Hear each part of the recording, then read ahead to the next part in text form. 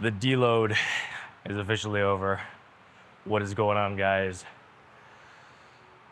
Hitting some chest, shoulders, and tries today. And we are getting back to pushing some heavy weights. Last week was nice because I was able to dial things back, focus on the form, and really just think about moving the weight, making sure everything was, I guess, proper, you know. So now, yeah, time to start moving some heavy weights again. Just finish up the first set. And this particular chest press machine loads the weight so much different. What almost more so reminds me of a dumbbell press, because about the same weight, not quite the same weight that I'd be able to do on incline dumbbell press, is about what this equals to per side. So that's like the closest comparison that I can think to give to this thing, or direct comparison. So like right now, I think I've got about 160-ish on there, which still doesn't make sense because I can incline press the hundreds no problem for 6-ish reps. Actually, that was a while ago. I haven't done dumbbells in some time, but on this thing, like, it's got 160, and I was struggling to get 8 reps. Like, I fell short of getting that 8th rep.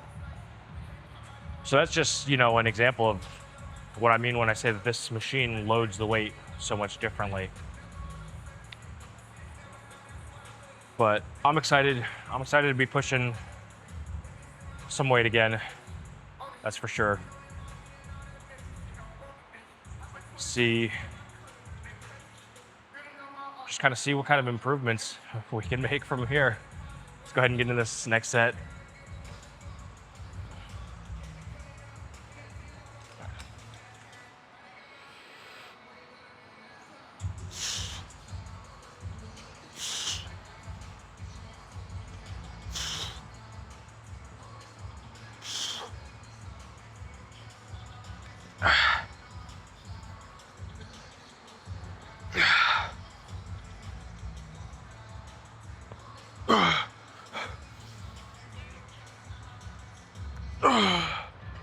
Yeah, pretty much the same thing.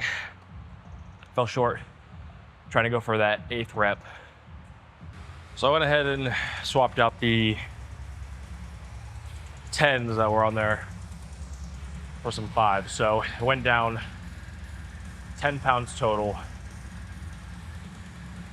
And we'll see if that helps me get that 8th rep. So my first and second set,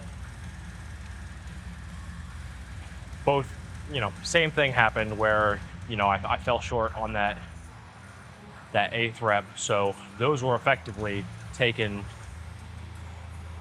to failure because I tried to get that last rep up on both sets and just couldn't quite get it all the way up.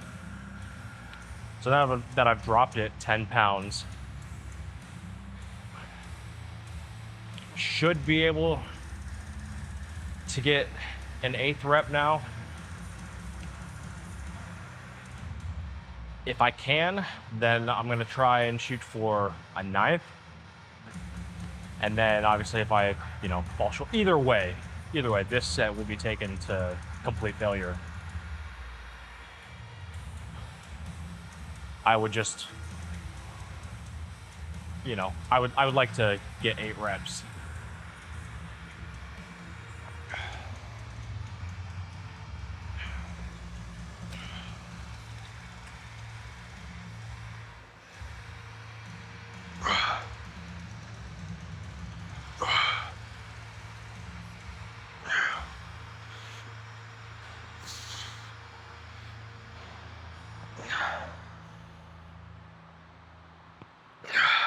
Come on.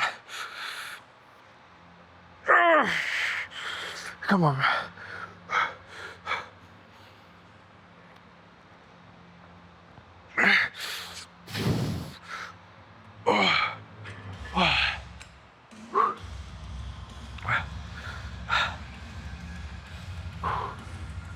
I'm counting that one. Got most of the way there. Even though it was a struggle, I'm counting that last rep, and no one can tell me any different. So I just finished up one set on the next movement, which is the standard chest press. And I think I surprised myself a little bit because, see, and that's why deloads are beneficial from time to time. But from my heaviest weight that I left off on 2 weeks ago, I was just able to get an extra rep at that same weight. So that, so far, I mean, at least according to my app that I use to log all my sets and my workouts, that one extra rep claims that was a PR for me on this. So I'll take that. I've got to say, I think training chest might be my favorite. Just because, like, I don't know exactly how to explain it, but I guess from like an aesthetic standpoint, seeing all the blood get in that chest and it really like pump up and whatnot is a good feeling. But I don't know, I guess like it's in the same sense, it also feels good to be, pushing yourself, pushing those muscles. Just, one of those things that feels good. For a long time, back training, like any kind of back movement, was my favorite. That's definitely tapered off some. Like, don't get me wrong, I still love training back, but nowhere near as much as I used to. And then at one point I used to hate training legs, and then I loved training legs, and I still do love training legs, but it's a much different, like, love-hate relationship, right? Because, like, you can absolutely, or I guess typically when I train legs, like, I feel absolutely destroyed by the end, which I kind of like that feeling. Like, it's almost like a feeling of accomplishment. Like, damn, dude, like, you put in the work and now you're paying for it, basically, right? But yeah, definitely from like an overall, I think, aesthetic standpoint, chest has got to be my favorite. I said, I guess as well as triceps, like triceps and biceps too, right? Because those are also, very aesthetically pleasing, muscles to train and get bigger. I'm gonna go ahead and get into this next set, see if I can hit the same amount of reps.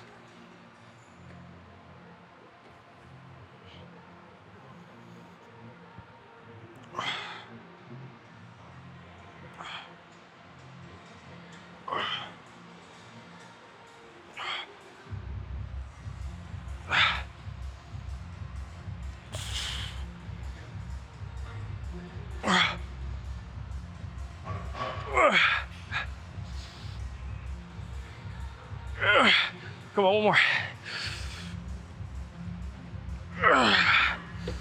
Nope. Same thing. Went for, pretty sure, damn near. Same thing. Went for a 10th rep and still landed with 9, which, hey, that's still a PR. So let's go. So getting ready to go into this last set, and I'm leaving the weight exactly the same where it's at. because it's felt good. Past 2 sets have been really solid. And this one is going to be, this one I have no doubts will be another really solid set. I'll be taking this thing all the way to failure. I mean, basically like the last 2 sets that I was doing. I'm okay with, somewhere between 8 and 10 reps. So if I'm falling short on the 10th rep, then hey, that works for me. I'm still working. I'm still, still moving decent amount of weight for some good reps then at that point. So that's completely fine by me. Let's get into it. Really try and push this thing.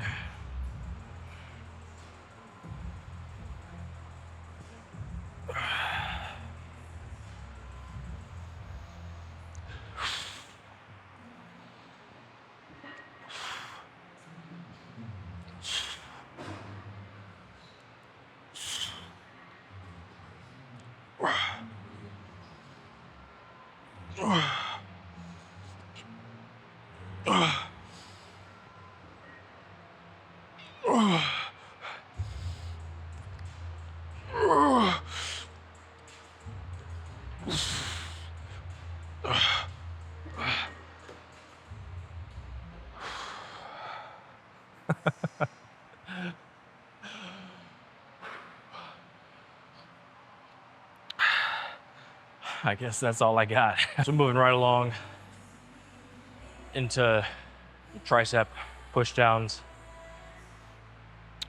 And a couple weeks ago, I was doing these with the straight bar, and then somehow, some reason, the straight bar completely disappeared. Have no idea where it went. And then it magically reappeared. So I was gonna use it. I had this loaded up, and then, did like a rep just to see where I was at. And because I was forced to use the V-bar, I actually like using the V-bar a little bit better. It's more comfortable for my wrists.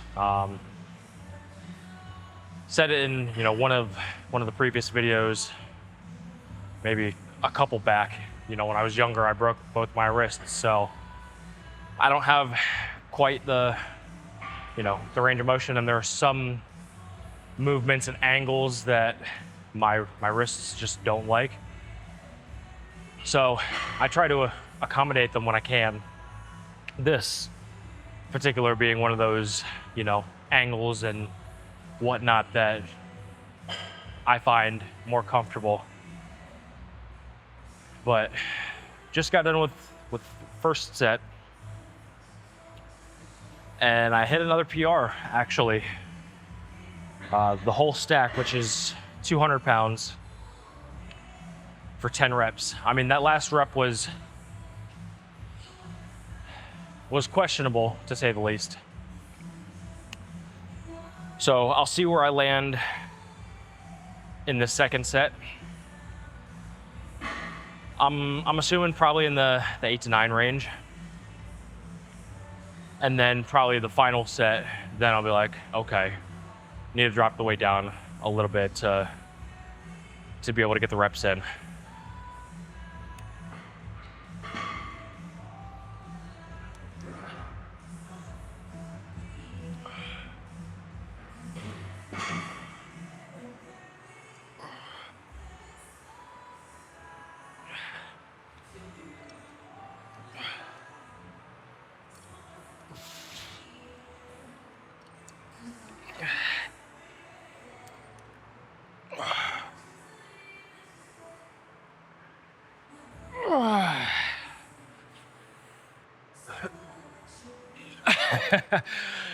No, not having that. No number 10 on this set. So I've dialed the weight back to about 180 for this final set, which should clean the reps up a little bit, meaning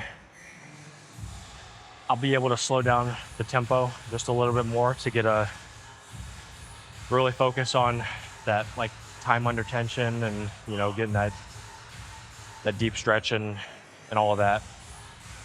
I'm hoping anyways, but still being able to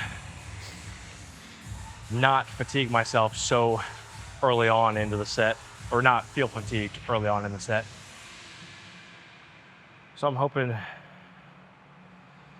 this last set I'll at least be able to get to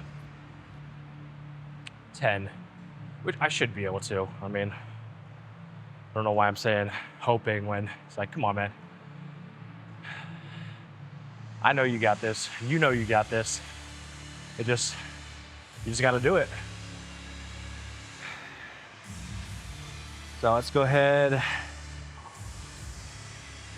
just get into it. See if we can't take it to failure, even past failure. I mean, this being the last set, I'm probably gonna go to failure and then do like some partials or some forced reps at the end.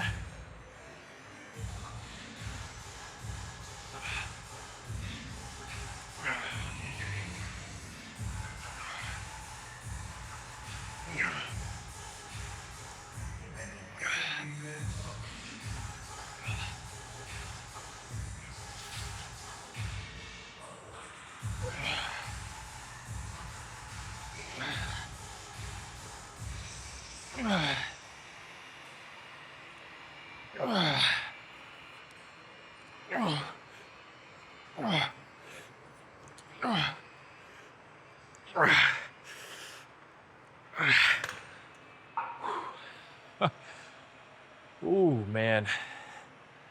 My triceps are fried, literally, after that set. Lateral raises.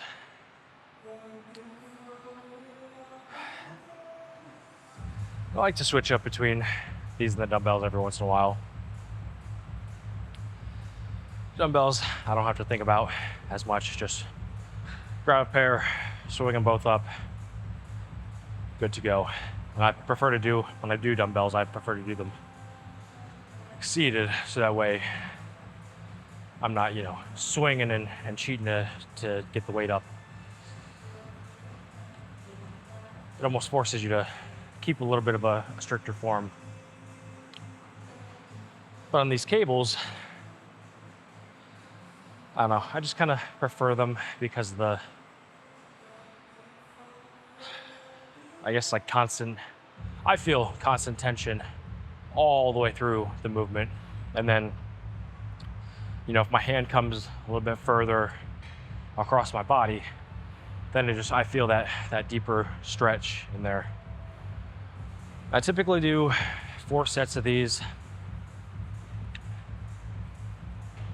because they can, I mean, the shoulders, they can handle a lot of volume. Well, yes and no. It's a small muscle group, so they get burned out pretty quick, but they can handle, you know, some decent amount of volume. So like on these, typically 40 pounds has been like my go-to starting weight. I usually get, you know, 10, 12 reps in the first set, then maybe 10 reps the second and third set. And then usually by set 4, I'm having to drop the weight to be able to get, you know, another 10 reps or so. But let's go ahead and get into it.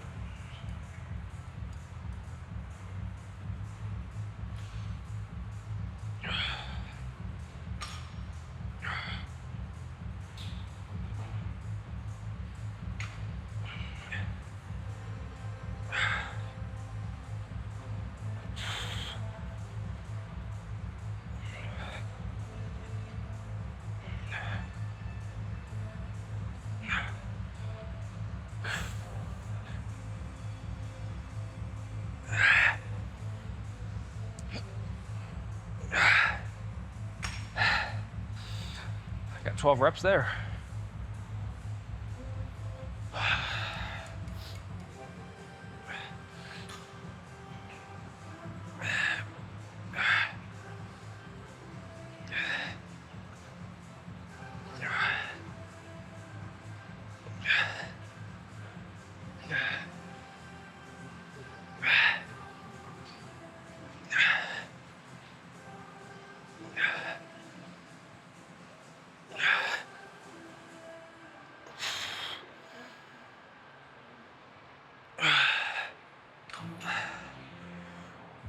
That actually wasn't bad.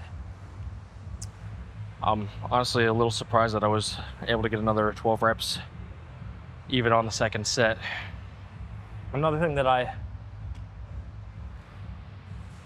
try to be conscious of when I'm doing these, especially because there is constant tension on them, is not coming up too high, because I don't want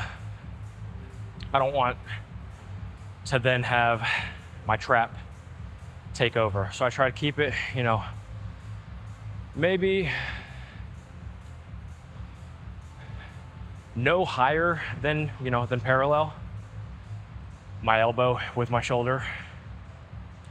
But in most cases, probably about that parallel, maybe even slightly under parallel is about the sweet spot to try and minimize the amount of trap that's taken over. So going into the last set on the lateral raises, and I've actually surprised myself quite a bit on these. First set, 12. Second set, 12. Set 3, 12. Got to 10, 11 reps, and then did a 5-second pause, and then got that last rep, that 12th rep out of there. So it is what it is. Just having fun with it. That's really, that's the big part of it. Obviously, coming into the gym and working on yourself and, trying to make yourself better, but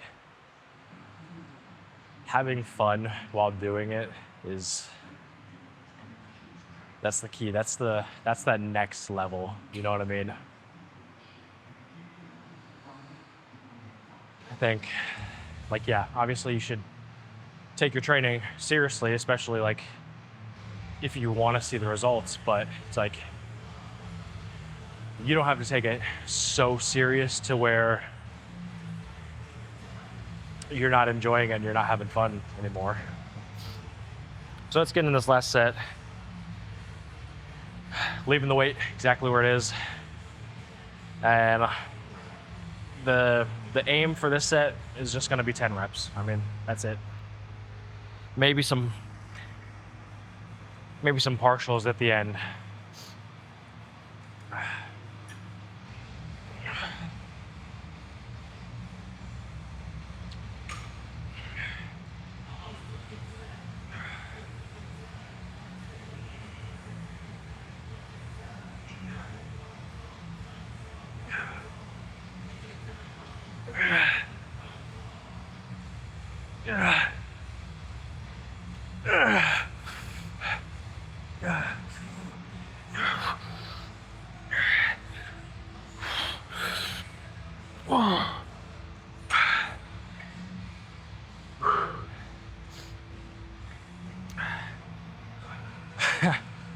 Ooh.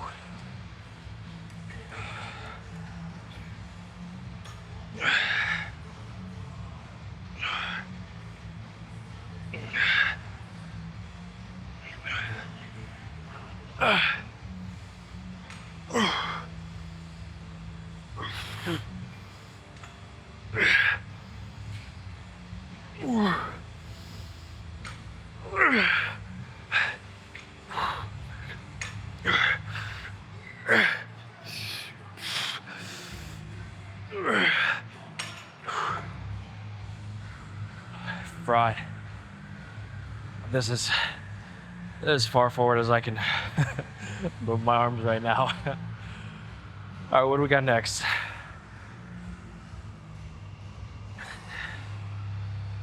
Let's log that one real quick. Then we got overhead tricep with the cable coming up next. So doing the cable single arm overhead extensions. Trying something a little bit different. Just previously I've just been using the cable by itself because it's got like this little ball on the end, but they've got these like little cone shaped handle attachments. I'm gonna try that to see if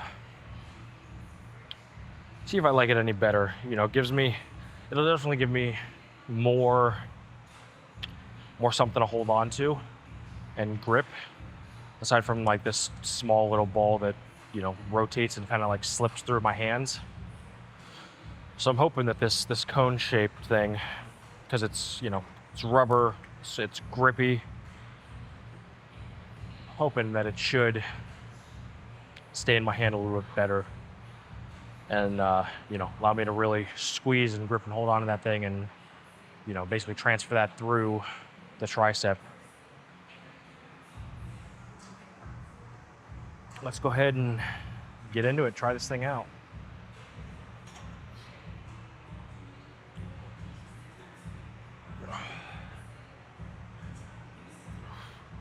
That's already much better.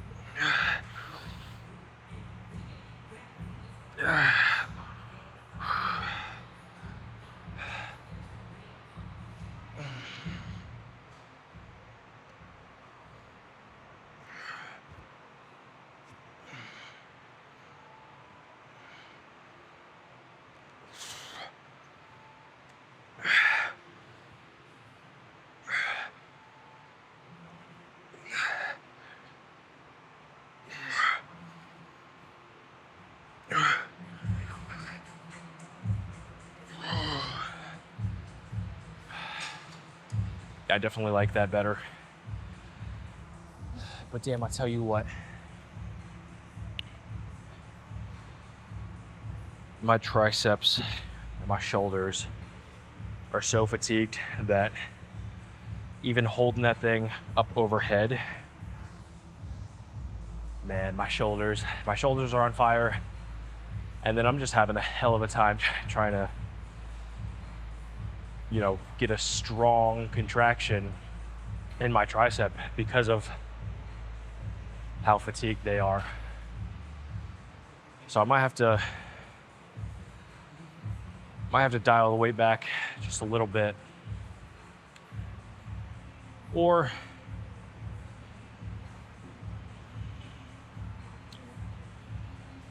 I just send it. I mean, nah, I'll probably dial it back. So I figured out what my issue was with the tricep extensions over the head.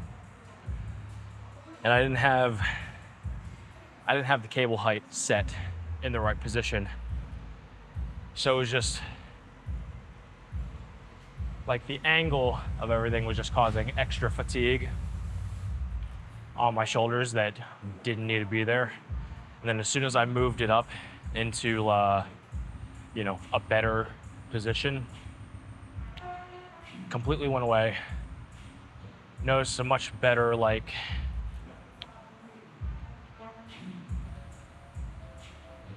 path. Not like, obviously not range of motion, but a different, like, path, like, of the movement, if that makes sense. Because it's what I'm trying to say is it's definitely different than range of motion, but it's like the the path in which, or the arc in which the movement moves.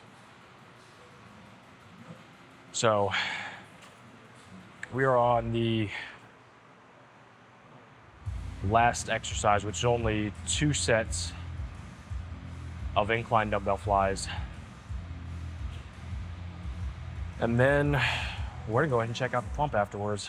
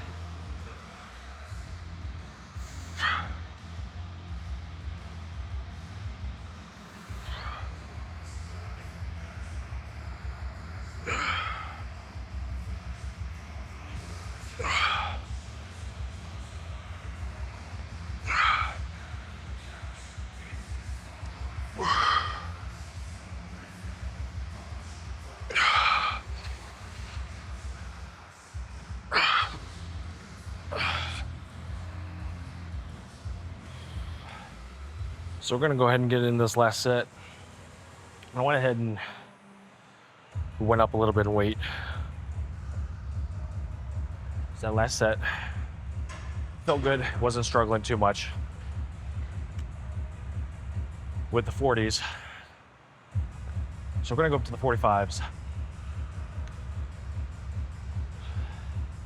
This is one of those movements where it's like, I won't try to go super heavy with, because it can put your shoulders in a very compromised position, and then just leave you, prone to injury. So something I try to be conscious of on these especially is making sure that my shoulders are rolled back. And then I will never extend my arms all the way straight. I'll always keep a slight bend in my elbow, just to try and mitigate that risk as much as possible. So let's get into this last set.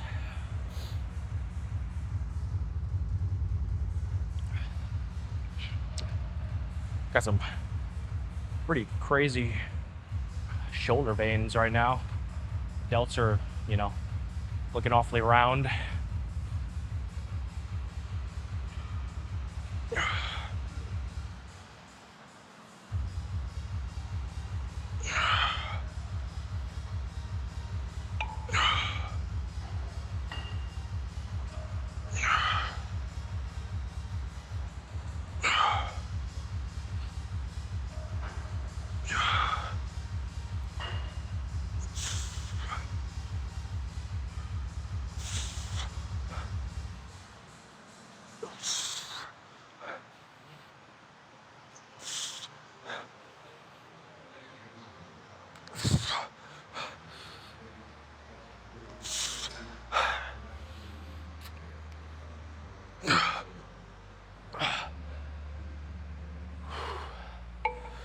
Yeah,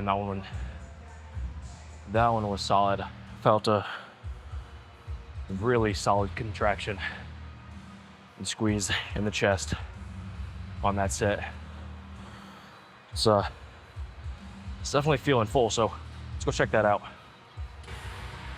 All right, guys, so let's go ahead and check out that pump.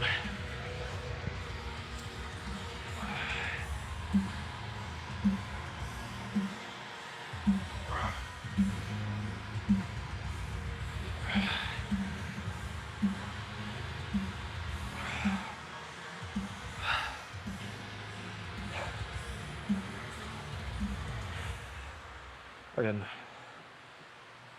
got some, for being 200 pounds and like 17-ish% body fat, I'm a little surprised to be feeling and looking this lean and this vascular, and being able to like even see a little bit of striation there in the muscles, which is surprising. Oh.